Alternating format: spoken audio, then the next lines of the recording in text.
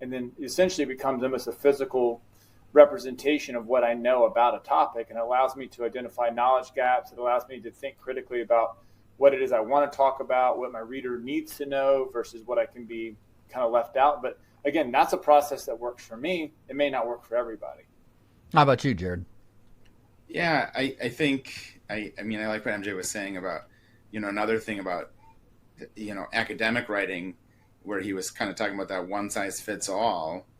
A lot of academic situations will say sit down and write an outline. An outline should be the first thing, but you have to, if you're a logical sequential person like that, great, but that also requires you to have this view of the whole when you might still be in like the research stage. So I like what MJ said, where you just start throwing ideas down. He likes to do it visually. I've always been a big fan of, it has different names, but basically just like free writing, or kind of like a mind dump on paper, where you set like 20 minutes and you just write, and you don't let the pen stop, or don't let your finger stop typing.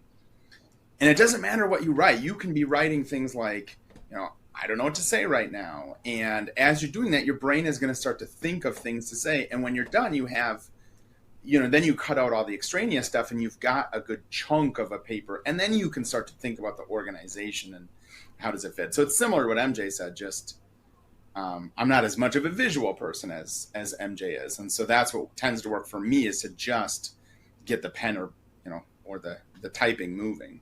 I love that. We used to do when I was teaching digital media, and we would have to, the kids would have to make a whatever marketing video or design a brochure or whatever, and we would assign them to something that they knew nothing about. Right? You're going to make a brochure for or a website for an organic lawn care company, and they don't know the difference between a nematode and a mycorrhizal fungi, or how to make organic compost.